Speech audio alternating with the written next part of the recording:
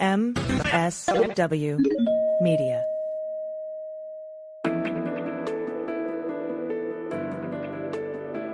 SpyTalk, a podcast at the intersection of intelligence, foreign policy, national security, and military operations.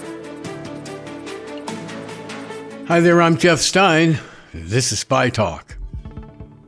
My guest today, Lauren Anderson, is one of the most admired women ever to climb up the senior ranks of the U.S. national security apparatus. Starting out as a junior FBI special agent, her obvious grit and determination won her a spot as the first woman on an FBI SWAT team. She was also the first woman to lead FBI offices in France and Africa, covering 22 countries on that vast continent, then led the FBI's Joint Terrorism Task Force in New York City, two very big firsts. Today, she serves on many nonprofit boards working to make the world a better, safer place, as well as on the U.S. Government Comptroller General's Advisory Board, which oversees the work of the Government Accountability Office, or GAO, Congress's watchdog agency.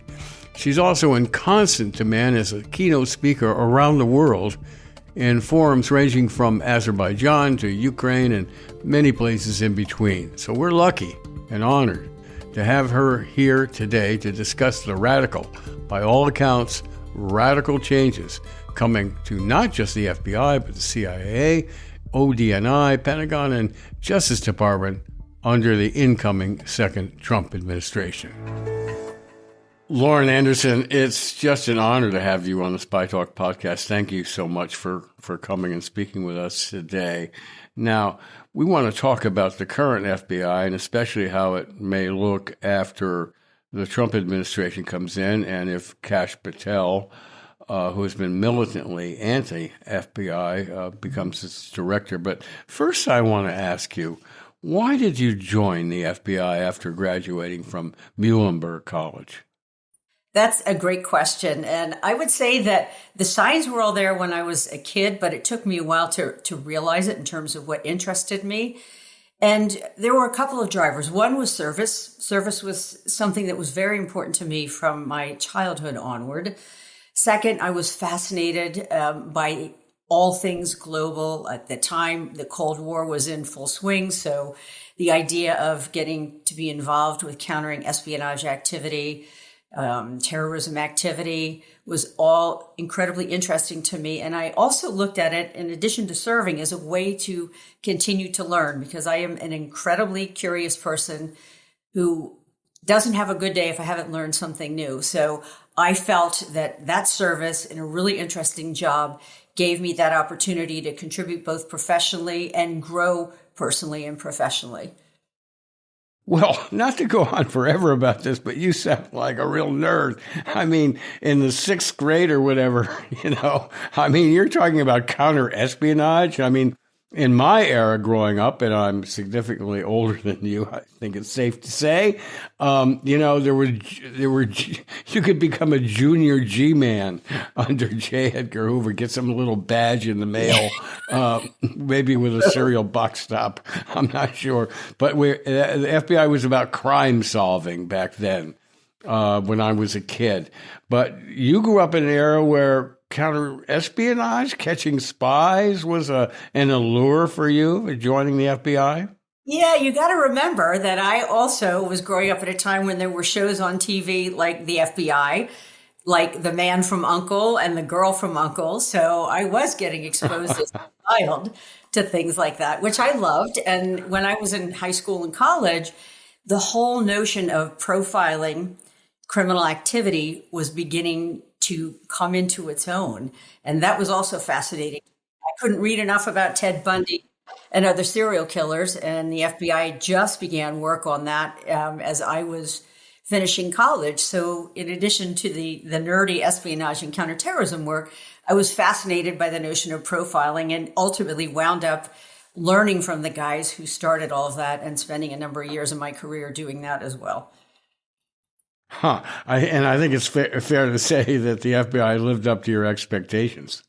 It absolutely lived up to my expectations. It allowed me to do a lot of things that I couldn't have done. I tried out for the SWAT team and made it as one of the first women on a SWAT team.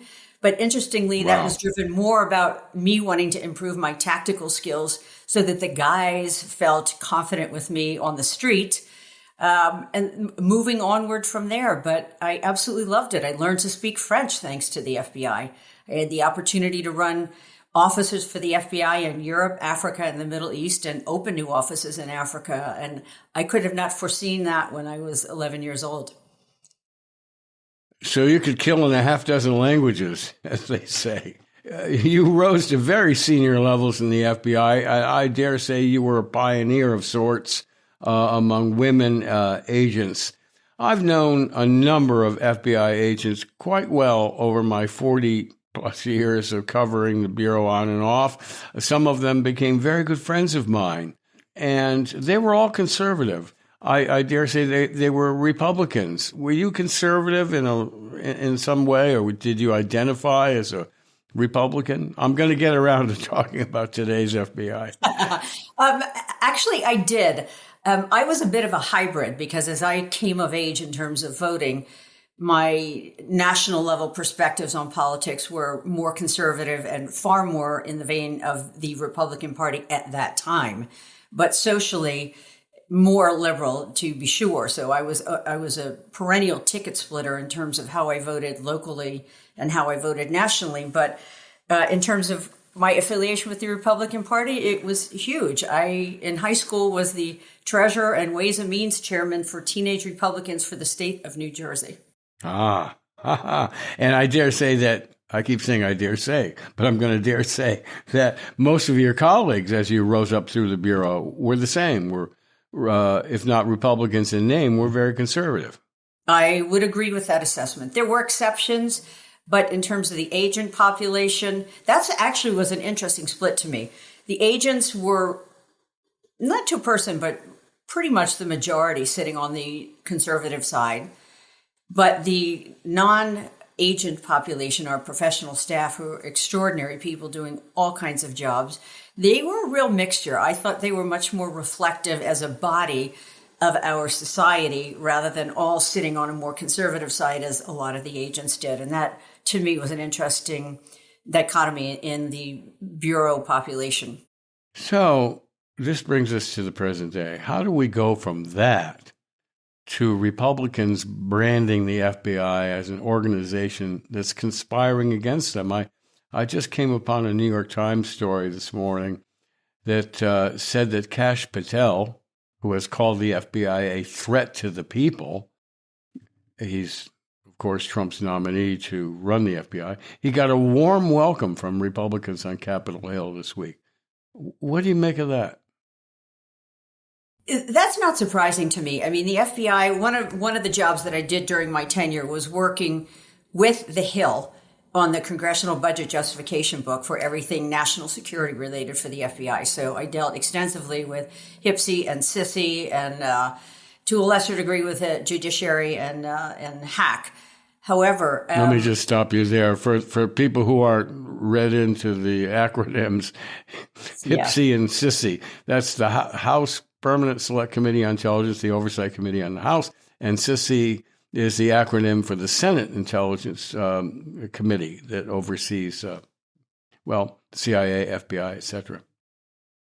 So at that point in time, and I watch my own acronyms going forward, at that point in time, we generally were well received when we went on the Hill. I dealt with both staff and members, and we were well received, but they were tough questions. And even back then, Chuck Grassley was on the Hill, and he has, for the entire tenure of his career, as one example, been particularly tough on the Bureau. But what I found interesting in dealing with the Hill is our engagement in a one-on-one or a small group setting versus what got said publicly, and this is not going to be a surprise, was very different. So not that there weren't hard questions, there were, but that personal sort of interaction and the belief that what they were hearing was accurate and that they could trust was there.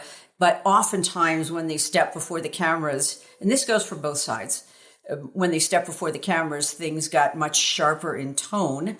And that is a part of the nature of their job. And we understood that, although in the beginning it was particularly frustrating to me because I'm somebody who's all about getting the right information out, not with my opinion, but just literally, what are the facts? Here are the facts. Here's where there's things that are great. Here's where things need to improve. And that throughout my tenure at the FBI, whether I was an agent or an executive, and with whomever I dealt, that's what was foremost in my mind, is sharing the factual information and letting people come to their own conclusions. So in dealing with the Hill, dealing with others, we had those questions back and forth. So I'm not particularly surprised that the Republicans would sit that way. I am concerned as it. You mean that the Republicans would be bashing the FBI in public today, but privately? Yeah, because I've known them to be, as I just said, that way in the past over the last 30 years. I've been out for a while, but certainly dealing with them over the course of 20 years of my career. That was often the case. So that's not surprising in and of itself. What is troubling to me is that throughout my 29 years in the FBI, it was so rare that I ever heard somebody express personal opinions in the context of an investigation, because it was about getting the job done.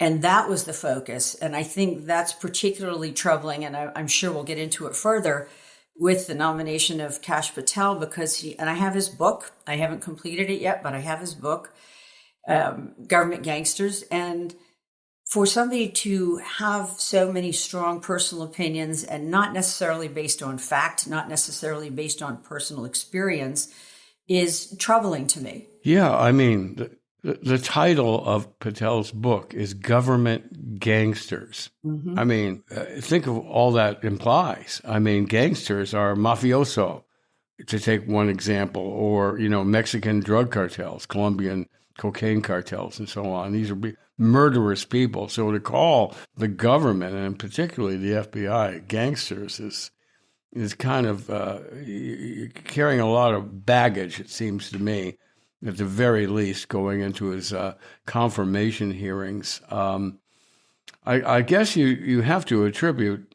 and many people do attribute a lot of this to Republicans in fear of offending Trump, who has made it very clear that if you get out of line, he's going to come after you.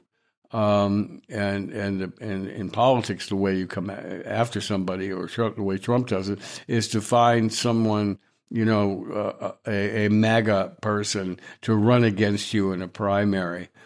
This is not a very flattering picture of these Republicans right now, who are, falling over themselves to get in line with Trump on some of these crazy nominees like Patel. He's not a person who's qualified to run an FBI, going in with such negative attitudes to start with. But, the FBI is a big organization and does a lot of sophisticated things beyond catching spies, right? I mean, they're involved in money laundering investigations, very sophisticated bank transactions, and so on, counter-espionage, which is infiltrating the adversaries' intelligence services, and on and on and on.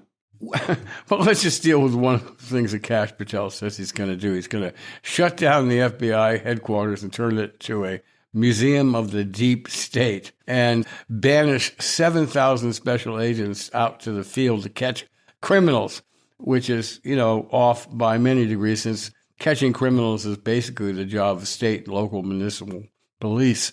The FBI is called in only on particular interstate crimes or terrorism. So, are you talking to anyone in the Bureau these days yourself, or in the alumni club?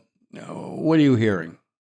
Yeah, there's a lot of concern, and I would put it into two buckets. First of all, is qualifications, and I have read some of the pro-Patel op-eds that are out there in terms of his qualifications. And yes, he served in several different roles in the Trump administration. That's absolutely accurate.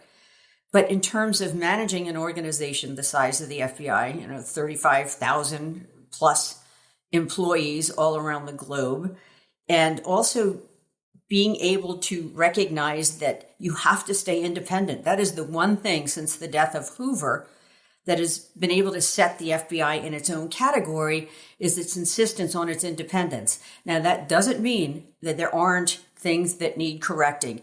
we constantly need to correct, and there's constantly improvements that need to be made, whether it's to the FISA process or to other administrative functionings within the Bureau, or how we predicate investigations. All of that's really important. So I think when you get somebody who's too focused on the politics and is not qualified, in my opinion, to do the job, it's problematic. The rank and file, I would separate probably the rank and file perspective and the executives, because the executives, I think, fully appreciate what could happen. And, as you mentioned in an earlier email exchange we have, one of my former colleagues has said, and I would concur with this, that certain executives who are in a position to retire, which means they have their 20 years or they're approaching their 20 years, are certainly considering that. But I also see that as a more general trend over the last six or 7 years, is typically an agent would stay in his or her position until what we called mandatory retirement, which is currently 57. What we have seen much more over the last 6 to 8 years, and I don't have specific numbers to give you, but it's certainly anecdotal, that those who are going the minute they hit their 20 years, I think those numbers have gone up. So to me, that could be changes in the economy. It could be the concern over what's happened since the first Trump administration and the vulnerability that certain executives might feel. Andy McCabe was a colleague and a friend during during both our tenures in the FBI, and watching what happened to Andy was disturbing on so many levels to a lot of different people. Now, I would say that the rank and file, however, and I probably much like in the CIA, they're not going to jump out at this point. They're going to wait and see. And as you get farther away from the executive level, who the director is, honestly, in your day-to-day life, doesn't matter. All right? You have a job to do. You're doing your job every day, whether you're an analyst, surveillance specialist, linguist, tech wizard, whatever you're doing your job. And who the director is, and what, at this point, it's only been he, and what he says or does doesn't impact you. That's somebody you read about in the paper. That's somewhere off in Washington. Right. So you're doing bank robbery cases, and you pick up the paper, or you go online and you read the FBI director this or that, and you go, oh, well, back to work. I got things to do. Exactly. And so I think you would find that today. Yeah. So, however, there were pockets of anti-Hillary Clinton sentiment in the Bureau as well, widely reported. In the New York field office, or New York division it's called, during the 2016 campaign, who, according to one version, forced the director to talk, go public with reopening an investigation of Hillary Clinton's emails that doomed her chances to become president. So do you think there are going to be pockets of pro-Trump people who will, carry out questionable legal activities on his part, or shut down investigations that might touch on President Trump's personal life?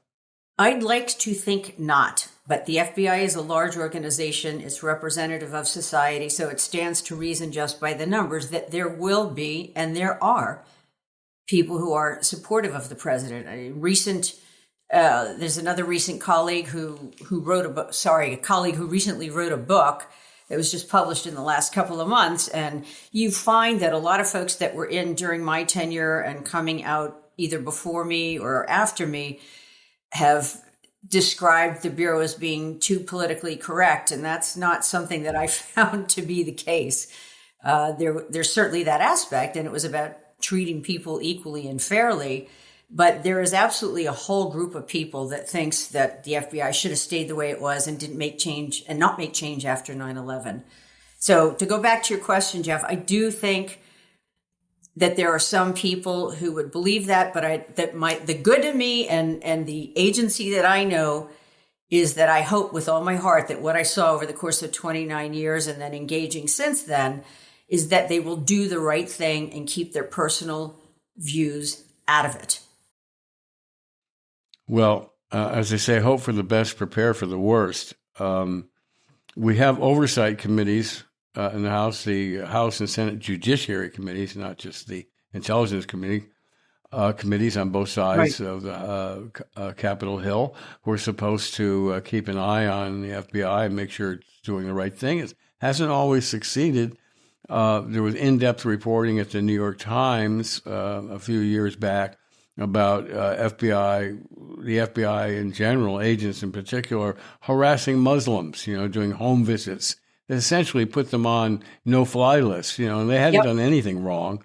And so that was carried out. It was very widespread practice. We go back to the Hoover years of illegally spying on anti-war groups, civil rights movements, the horrible things that J. Edgar Hoover himself did to target Martin Luther King Jr., essentially encouraging him to commit suicide. These horrible things. So Bureau agents will go along with leadership when it goes off the rolls. And that's what's disturbing, because essentially the FBI is our secret police.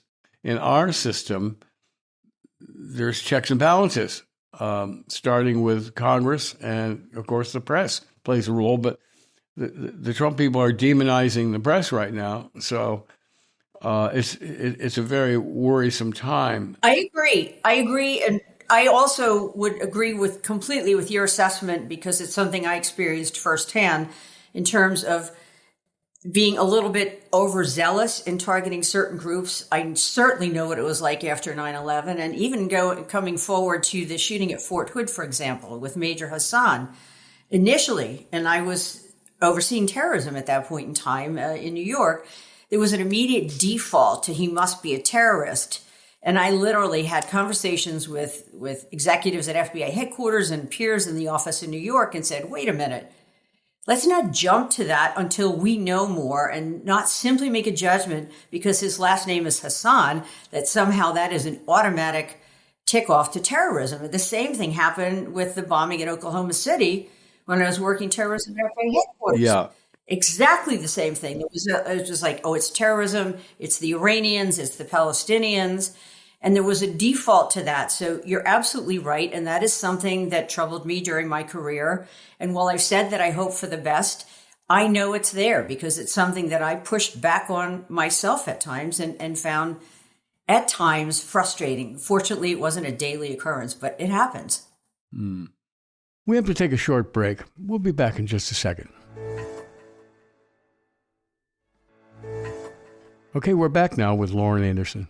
There has been, and this is just a fact, there has been an upsurge in right-wing extremist violence over the past several years, to the point in which I think Director Wray himself said that this is the greatest threat we face, is domestic extremist terrorism, not Islamist terrorism. And when DHS tried to tackle that under the first Trump administration, they got whacked aside as being politically correct, or whatever the term was used, as saying they were going after conservatives. So I think we can safely predict, unfortunately, that the Bureau's tracking of right-wing domestic terrorists is going to be not a priority under Kash Patel or any FBI director that Trump would appoint. I think there's the risk of that. I recently gave a presentation in November on domestic extremism in the D.C. area and discussed it, talked a little bit about the history in terms of when right-wing extremism started, when left-wing extremism started in this country, how that's moved forward and what that looks like today. I think that you're right that there may be an attempt to de-emphasize that. However, what you cannot change is when things happen, when events happen, when shootings happen, if there's any other criminal activity that happens that's clearly coming from the right. Because the Director Wray is right. If you look at the statistics compiled by agencies and organizations that are independent of the U.S. government, and in some instances, not even in the United States, the data is there. You can't argue with the factual information about when violence occurs, when it doesn't, what are the circumstances. So that I think that I would hope that the guardrail that might be in place, even if there was an effort to de-emphasize when that criminal behavior occurs, you can't simply ignore it. Does the FBI Agents Association, which has long been sort of a shadow lobbying group for the Bureau and its interests, much of which, refer to, the health and welfare of FBI agents, active or retired. Do you think the FBI Agents Association will have a role to play here in keeping the FBI on the straight and narrow? I don't know. Yes, you're right in the sense that it has a shadow role, as does the Society of Former FBI Special Agents, in terms of engaging with the Hill and lobbying, if you will, although lobbying is not permitted by any onboard employee, to advocate for the population of employees in the FBI. So they advocate for things that impact, as you said, quality of life. Like one of the things they're looking at now is working on legislation that causes the reduction of Social Security benefits to get a little wonky to FBI personnel because of pensions. So there are things like that in play, but they have to do with quality of life. The Agents Association has to be very careful because they are, although I am a member as a former agent, it's largely onboard agents. The Society of Former Agents of the FBI is a little bit different. They're in a position, I think, a little bit more so because everybody, the majority of the membership is outside the FBI. There's a different set of rules in play there. I do feel that they have been outspoken. The Agents Association has, and former members there, in terms of the need to address domestic extremism. And that, this is some of the first stuff I worked in the FBI as a very young agent was domestic extremist activities, interestingly, by the Jewish Defense League and the Jewish Defense Organization. So this battle, I think this is an important point to mention too. The politicism of domestic extremism has been in play for over 40 years. And throughout that time, the FBI has attempted through various means to suggest that there might be consideration given to creating domestic terrorism statutes as exist for international terrorism.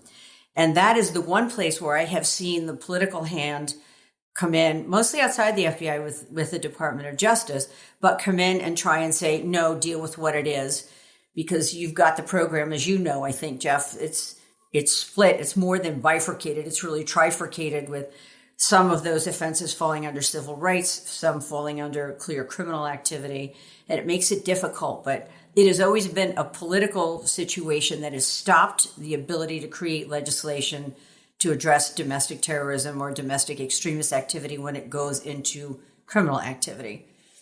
Mm-hmm, mm-hmm. Yeah, there's been a lot of strenuous debate over that through the years.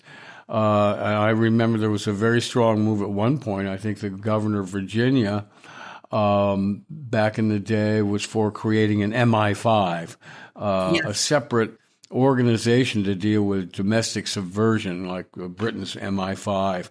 Where do you come down on that? That's a great question, because that came up again after 9/11 when I was running the FBI's office in Paris, France, out of the U.S. Embassy, and I was responsible for all of Francophone Africa. So 22 countries in Africa, plus France and Monaco. And that exact issue came up, and I actually hosted congressional delegations who had come to France, because the French have a similar system to the Brits and to the Canadians, where they bifurcate that role. And of course, I dealt with the other services on a regular basis, and every single entity said, don't do that, because fix things that have to be fixed in the FBI. Do not bifurcate it. And I fall clearly on that side too, because the FBI as an agency can be much more effective. It has to pay attention to the guardrails, but it can be much more effective having those different roles combined in one place, because the French, the Canadians, the British all found themselves hamstrung at different points in all kinds of investigations because of that bifurcation. Let's drill down on it a little bit. So what's the argument that they made to you based on their own long experience, the Brits, the French, etc.? What's their argument against creating an MI5 in America? The argument had somewhat to do with what we used to call the wall that existed back before 9/11, where criminal information and intelligence information gathered in national security information couldn't hop the wall, according to Department of Justice regulations. And so you literally walled off who was working on what, and they couldn't share information. That's certainly part of it. Right. That's a big part of it, because it hamstrings you in your ability to do things. So, for example... But that's gone now. That wall was demolished. Exactly. But if you go back to the idea of splitting the FBI, you're going to have that again, because you're going to have intelligence gathering going on within one side that can't be shared with the other, because they're now, theoretically, two separate agencies. And I watched day by day in France, in the almost 5 years I worked there, the challenges they had when they were working something on what used to be called the DST, that's now morphed into another organization, but they had no arrest authorities. So they would work an investigation jointly with us, and we would be working parallel with different agencies in France on the same thing. But the minute, for example, in the French system, they have an investigating magistrate who's kind of a mix between a judge and a prosecutor in the U.S. system. The minute that step's taken, it gets moved to another group of people to manage. And this created interesting dynamics for the Americans, because both the CIA and the FBI dealt with the agency up until that point. And then when they got to the point where they said, we're going to talk to the investigating magistrate in France, the CIA gets cut out. No more conversation on the case. And the FBI is the only ones that can stay engaged legally on what's going on. Now, as a practical matter, of course, whatever I learned or my colleagues learned, we'd go back and brief the station.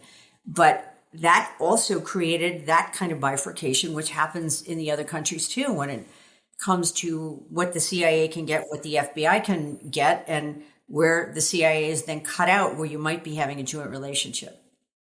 Mm-hmm. And there are natural tensions between investigating and arresting. Counterespionage agents want to keep following a trail that leads up to the very top of the adversary's organization, and the law enforcement people say, no, we got a threat here. We got to start arresting people. That's an oversimplification, but that's one of the issues.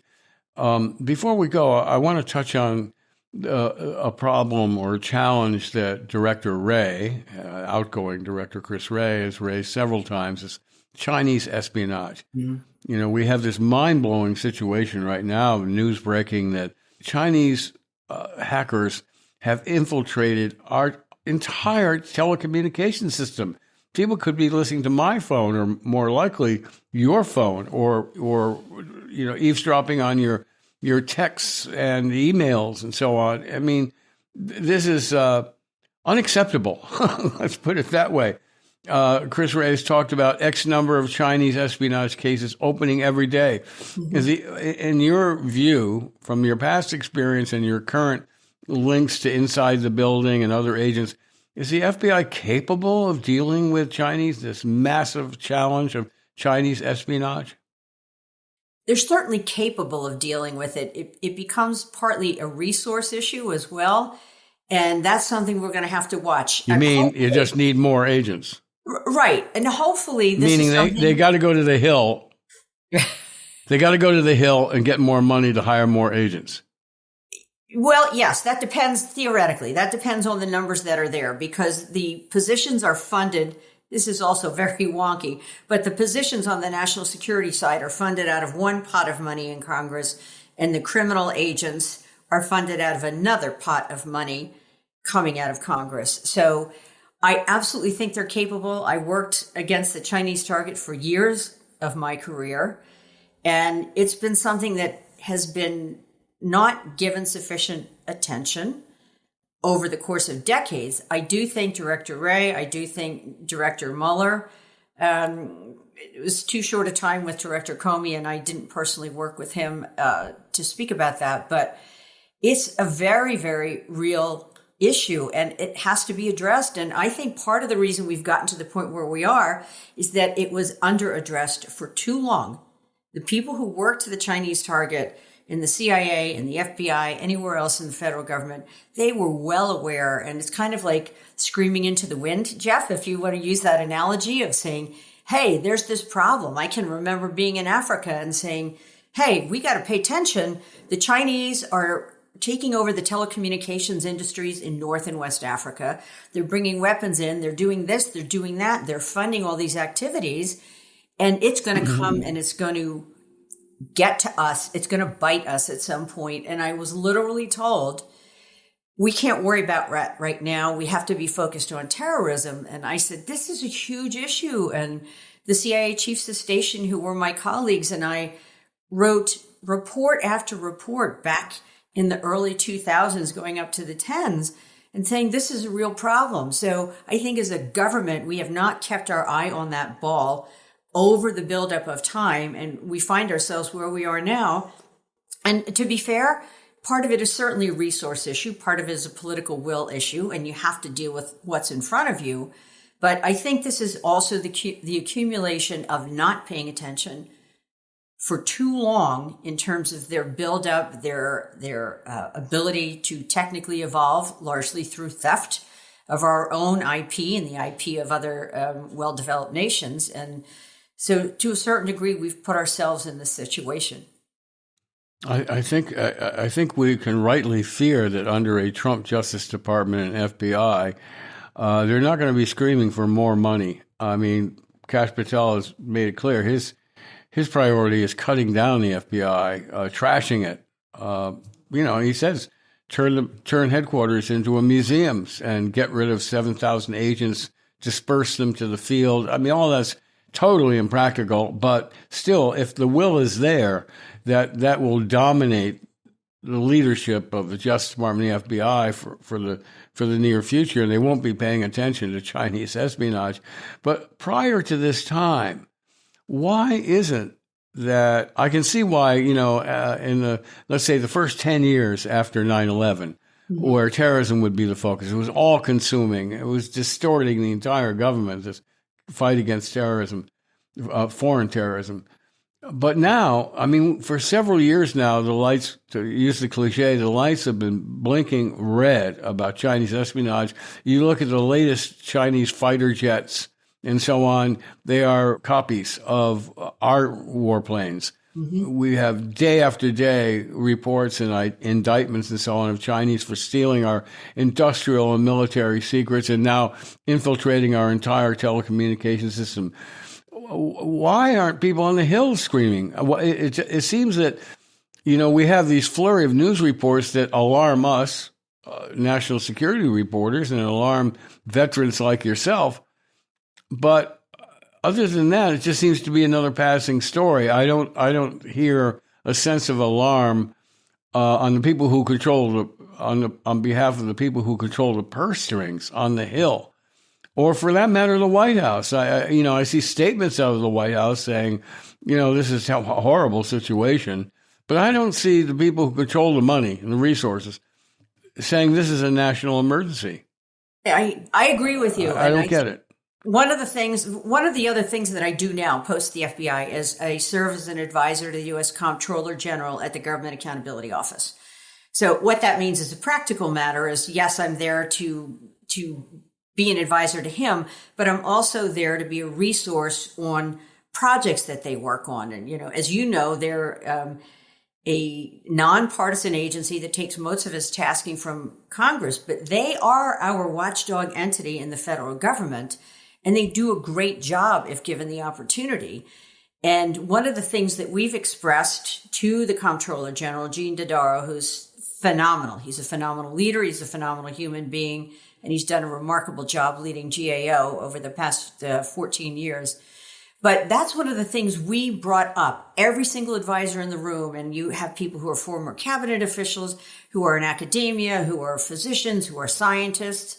And the single thing that we all agree on, coming from our different perspectives and our different careers and entities, is that Congress is too focused on, and I'm making a very broad generalization, but Congress is too focused on their own partisan views and supporting somebody without, and I'm not saying this is just President Trump. This is bipartisan. They need to be there to recognize They're there to support the people. They're not there to advance their personal agendas. And I think that balance, which has always been in play, you know this for decades, you're always going to see that going back and forth. But what's troubling to us is that in the last, I would say 8 years, thereabouts, it has been so focused on what's right for me when I'm running for office and I'm just going down this road that they forget that they actually have a job to do, which is represent the population, number one, and number two, keep the government functioning. And in the years that I dealt with the whole budget side of things, we passed budgets every year by the end of the fiscal year. That hasn't happened in so long that I think that this is something that Congress needs to look at itself at and realize they're not doing their job. I haven't seen the numbers, but when I last looked, this current session of Congress may go down in history as the second most unproductive Congress in the history of our country. Feckless. Feckless is the word that comes to mind. You know, I have lots of conversations about things like this with my fellow national security reporters, all of us who are quite long in the tooth at this point. And there comes a point where, you know, silence fills the room or around the table over dinner or whatever, and we just say, you know, we're fucked. Yeah, we're fucked. Where are you on that spectrum? I am forever an optimist, all right? I've seen the worst things that human beings do to other human beings around the world. There's like nothing I haven't seen that's horrible that people do to each other.